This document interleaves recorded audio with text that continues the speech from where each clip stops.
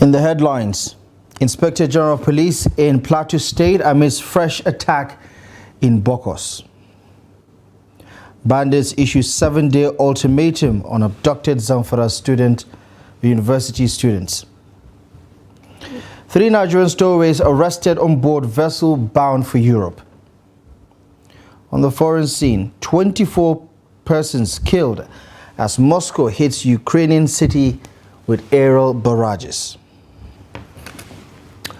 Hello there, good evening and welcome to the news update on Trust TV. I'm Abdullahi Ahmed.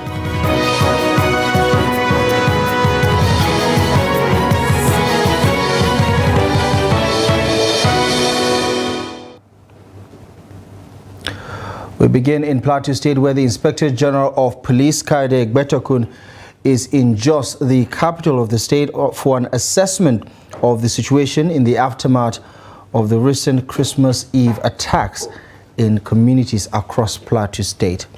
The attacks in Bokos and Barikiladi, as well as parts of Mungu, left over 190 persons killed and several others injured, with property and houses destroyed. The Inspector General of Police was received at the airport by the Commissioner of Police in Plateau State, the General Officer commanding the 3rd Division, Major General Abdusalami Abubakar, and other security chiefs in the state.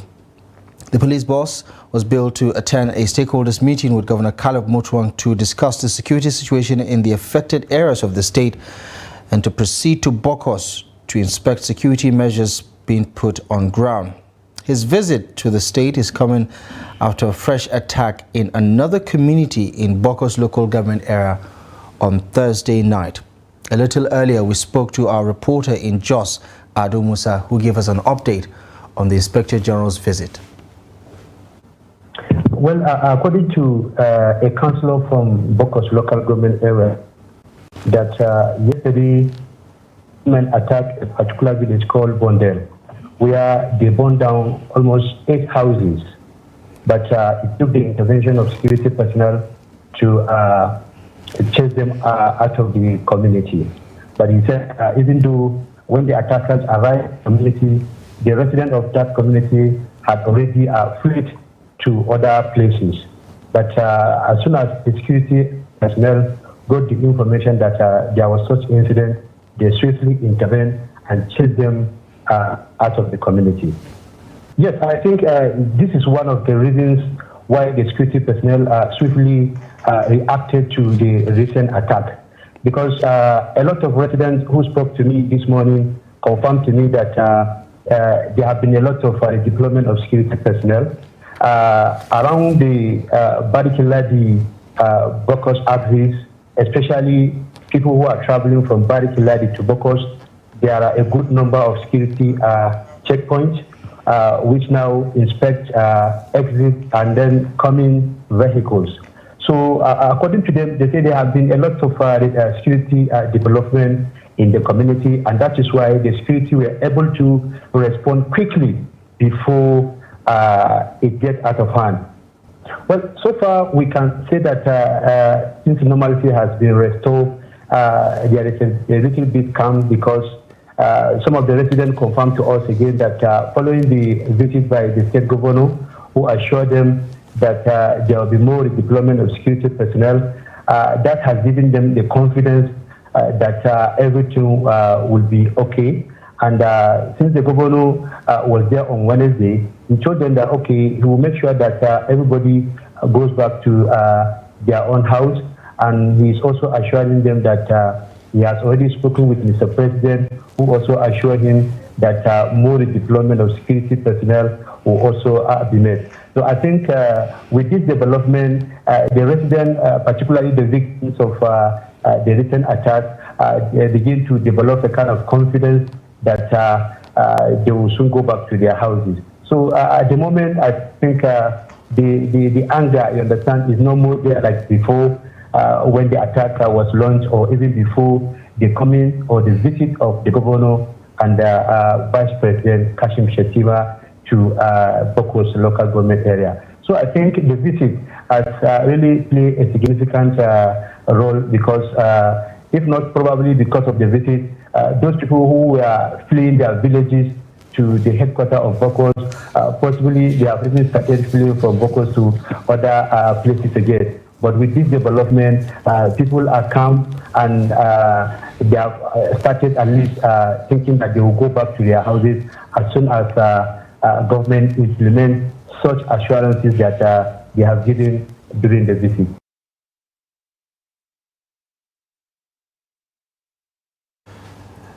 Now to Zamfara State, where parents of abducted Federal University of Gusau in Zamfara State have called on the federal government to intervene and negotiate with the terrorists to secure the release of their children. Now the bandits, who have recently appointed a new leader, are threatening to kill some of the female students if their demands are not met, including the release of bandits commanders in custody.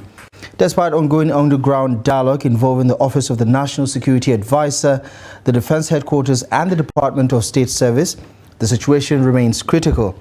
Following the killing of bandit leader Ali Kachala, who abducted over 50 federal university students in Gusau back in September this year, his followers are now demanding the release of their detained colleagues. Apprehension lingers, especially among families of the abducted students.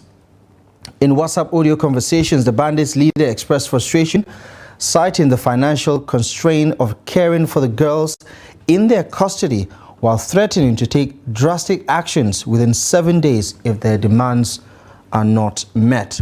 The informant urged against harming the innocent girls, emphasizing ongoing mediation efforts with the government. Now, the bandits' leader, however, insisted on the release of their members, warning of potential violence if their demands are not met. Staying in Zamfara, where the police has confirmed the rescue of a kidnapped victim in Gusau, the Zamfara State capital, on Friday. According to a statement by the police public relations officer, ASP Yazid Anip, the group of armed men invaded the house of Kabiru Umar, a staff of Zamfara College of Art and Science, Gusau, located at Sabongari, while attacking and abducting his watchman. The police public relations officer also said a team of detectives intercepted the abductors on the outskirts of Sabongari Damba, and on sighting the police, they shot the victim on his right hand and took to their heels with possible gunshot injuries. Now the victim was rescued and taken to Yarima Bakura Specialist Hospital, and he's responding to treatment according to the police. Elsewhere in Kano, the police has rescued 7 children kidnapped by suspected traffickers with the intention to sell the children into domestic servitude in the southern part of the country. Addressing a news conference, the Commissioner of Police, Muhammad Husseini Gumel, told reporters that 9 suspects have been arrested by the police in Kano and Anambra states. Trust TV's correspondent, Idris Jibrin, has the rest of the story. Ruth Yarima from Zongo quarters in Bauchi State, believed to be responsible for trafficking these children, all of whom are from the same area in Bauchi, is now in custody. She says she normally delivers the children to a woman in Kano for onward conveyance to prospective buyers in southern part of the country. I went to adoption home. That's where Abner Samuel is working. Yes, he gave me these children to give this woman that need adoption. That's what she says. I'm giving her a children. I'm not giving her anything, sir. I don't have any orphanage home. The question is, how did you get the children? I didn't get any children and give her. She's lying over me. I didn't do the adoption directly. I did not come to Kano. My sister, my junior sister, the same father, the same mother, she's the one that lives here. So she has a neighbor that has adopted 3 children. So when I told her that I need a child that I could call my own, she told me that her neighbor had adopted 3, that she will go to her to help her. Young Muhammad Ilyasu is now renamed Chidiberi. Asia, who was renamed Chioma, and Hafizu, now called Uchenna, are among the 7 children rescued by the police. Muhammad Bilyamun, abducted from Bauchi, renamed Chioma, Okay. This one with cap. His name is changed to Chioma. His name is Mohammed Biliaminu. What changed to Chioma? He was sold at the rate of 450,000. He was kept here in Sabangari, Kano by the abducted. The next person is Osman Adamu, age 8 years. He was abducted from Bauchi, also sold at 450,000 naira, and his name changed to Chibuki. According to the police, the suspect usually sells their victim at between 300 and 400,000 naira per child, largely in the east. In the area of tackling offenses around human trafficking, including the buying and selling of minors, the police command has conducted several intelligence-led operations through which the long-time cycle of interstate trafficking syndicate hibernating around Kano, Bauchi, Gombe, Lagos, Delta, Anambra, and Imo states was identified and dismantled.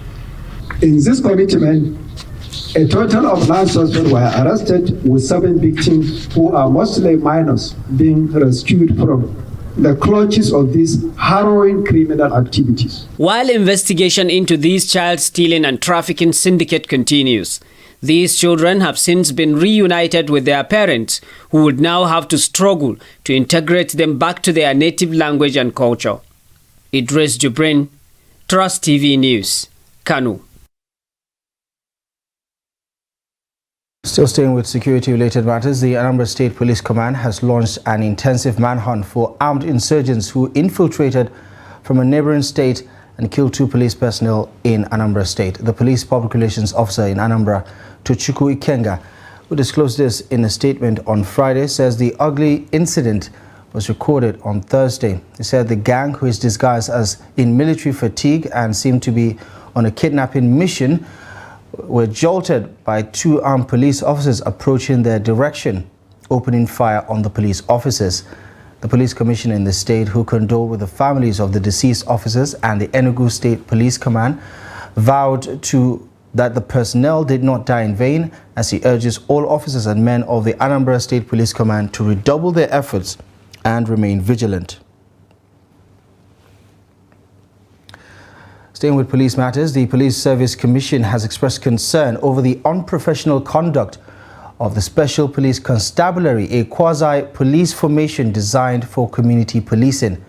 Demanding an overhaul, the Police Service Commission highlighted issues such as forceful extortion and intimidation by constabulary members who lack basic financial remuneration in states where they serve. The Commission has called for a distinctive uniform and the disbandment of units in states where constabularies face payment and care challenges. In a statement signed by the head of the Press and Public Relations, Ikechukwu Ani, on Thursday, the Commission has emphasized the danger of arming individuals without proper financial support for maintaining security and order.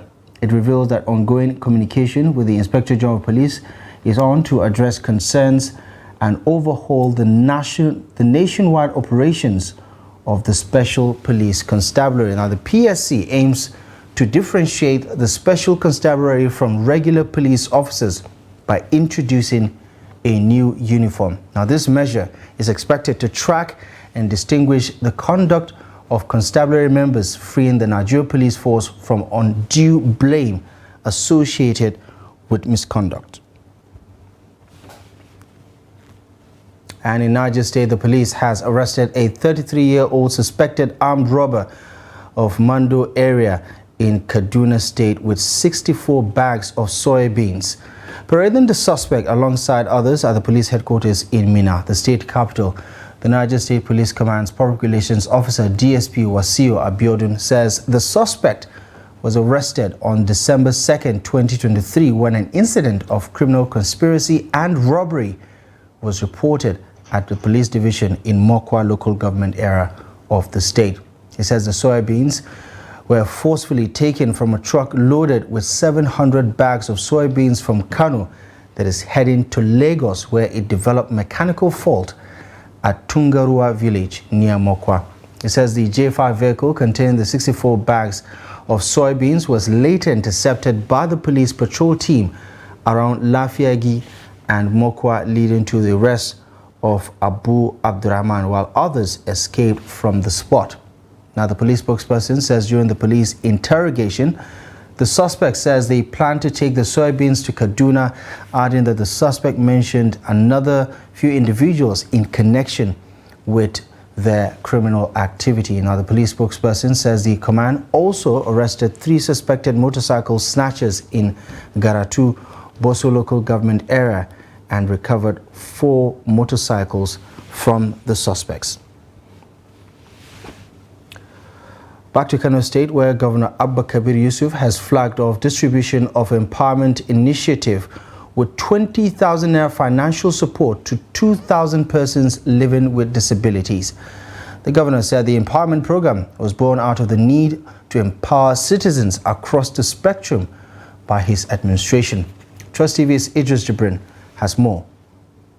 These beneficiaries were drawn from 8 clusters that include the blind, crippled, deaf and dumb, albinos, lepers, and spinal cord injury patients across the 44 local government of Kano State.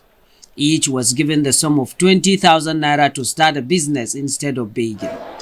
According to Governor Abba Kabir, it is the belief of his administration that persons with disabilities take a center stage of his government and need to be accorded proper care, rehabilitation, sense of belonging, and provision of other social amenities for their benefit and that of their families. The idea of your invitation is to is informed by the government's commitment to associate and support all citizens in the state, irrespective of his or her physical disability, economic background, or social differences. The governor urged the beneficiaries to remain consistent in making positive plans and aspiration to make their lives better and more prosperous, as the government from its side has a lot of programs and policies to improve their socio-economic status in the society. I congratulate you wholeheartedly for receiving this modest financial contribution as empowerment packages, which I hope you will utilize it to take up petty trades such as animal rearing, sale of even firewood and charcoal, our making, leather work, among others, for self-reliance and commitment that will assist you in promoting your lots and that of your immediate families. For the Association of Persons Living with Disabilities, government's concerns towards their well-being is commendable, as they appreciate the governor's good gesture for fulfilling his campaign promises on social inclusion through the support of people living with disabilities. This initiative by the present administration of Governor Abba Kabir Yusuf is aimed at sourcing a small capital for small business enterprises and respect of the content with disability, people with disabilities in the state. To domesticate the Disabilities Act, Governor Yusuf also assured the people with disabilities that his government is set to establish the Persons Living with Disabilities Commission in Kano State that will be responsible for their well-being. Idris Jibrin, Trust TV News, Kano. We're watching the news update on Trust TV. Coming up ahead, cultural heritage on full display as part of this year's Kaltungo Festival. More on this and many other stories up ahead in just a moment. Welcome back. Here's a quick reminder of our top stories. Inspector General of Police in Jos as fresh attacks are reported in Bokos community. Bandits issue 7-day ultimatum on abducted Zamfara University students. Moving on, naval officers from the Nigerian Navy ship Beecroft on Wednesday arrested 3 stowaways on board a vessel bound to Europe. The suspects from Edo State say they paid 20,000 naira to an unknown boat operator who ferried them to where the ship was anchored, preparatory to sailing out of Nigeria. Now, the commander of NNS Bearcroft, Commodore Kolawole Oguntuga, confirmed the arrest to newsmen. Oguntuga says officers from the command, while on patrol, apprehended the 3 stowaways attempting illegal migration on the tanker vessel from all tiers at Lagos Roadstead. What's your name? What's your name? Speak louder. Ebuka Daniel. You are from where? Yeah? Enugu. Where are you headed to? You are headed to Europe. Where did you onboard the ship? Yeah? Where? How will they get to the ship? You pay fisherman. How much did you pay fisherman? 20,000. For only you? For 3 of us? Okay, 2. Alright. What's your name? Christian Happy. Yeah? Christian Happy. Christian Happy. Happy. You are from where? From Delta State. From Delta State. Okay, where are you headed to? America. Yeah? America. Yes. Now, this time of the year is usually marked with a lot of festivals that showcase the cultural heritage and diversity of Nigeria. At the 2023 Kungo Carnival, cultural development, agricultural development and food security were the themes for this year's message, as the celebrations took a somber tone due to the current economic climate in the country. Trust TV's Adam Imam attended the carnival and sent in this report.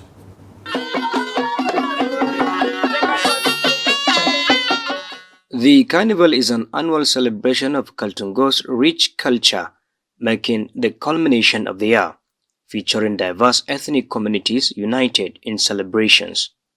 The carnival aims to spotlight Kaltungo's cultural diversity while fostering peace and development within the region. Various ethnic groups gathered for the annual celebration, making the atmosphere vibrant. We are a farming community. I caution our farmers against selling all their produce after cultivation. Keep some in your storage facility so we can guarantee food security before the next farming season. To our esteemed guests, I wish you all safe journey back to your various destinations. The festival attracts distinguished guests, including traditional rulers from across northern states, diplomats, and other notable figures, both local and international. In Kaduna or Zaire especially, we will retaliate, as the military always say. Let me also seize this opportunity to say a big thank you to the last speaker, Kauran Kaltungo, for his kind words. Thank you so very much. And equally, let me say a big thank you, to every traditional ruler and people and citizens of this great city for the warm welcome. Thank you very much. A notable highlight features the release of pigeon by the Emir of Gusau, symbolizing the enduring peace and harmony within Kaltungo chieftaincy. Adam Imam, Trust TV News, Kaltungo. Talking business now, oil prices are set to end 2023 about 10% lower, the first annual decline in 2 years after geopolitical concerns, production cuts and global measures to rein in inflation triggered wild fluctuations in prices. Earlier on Friday, Brent crude futures were up 18 cents or 0.2% and sold at $77.33 a barrel, while the U.S. West Texas Intermediate crude futures were trading at 11 cents higher at $71.88 a barrel in early Asian trade. At these levels, both benchmarks are on track to close at the lowest year-end levels since 2020, when the pandemic battered demand and sent prices nosediving. oil is also on track to fall for the third straight month due to demand concerns outweighing the risks to supply from the Middle East, as production cuts have proved insufficient to prop up prices, with the benchmarks declining nearly 20% from the highest level this year. And Russia has launched one of its biggest aerial barrages on Ukraine since the start of the invasion, killing 24 people and wounding at least 130 others. Ukrainian President Volodymyr Zelensky says several cities were struck overnight as Russia launched more than 100 missiles and dozens of drones, with most of them being shot down. Ukrainian Air Force Commander Mikhailo Oleshuk suggested the strike was Russia's largest aerial attack since the war began back in February of 2022, describing it on Telegram Messenger as the most, quote, massive attack from the air. Army Chief General Valery Zaluzny says the attack targeted critical infrastructure and industrial as well as military facilities. Damage was reported at the maternity hospital in the central city of Dnipro and buildings in the western city of Lviv, the southeastern port of Odessa, and the city of Zaporizhia and the eastern city of Kharkiv. At least 3 people were killed in the capital, Kiev, with 10 people trapped under rubble at a warehouse damaged by falling debris, according to the city's mayor.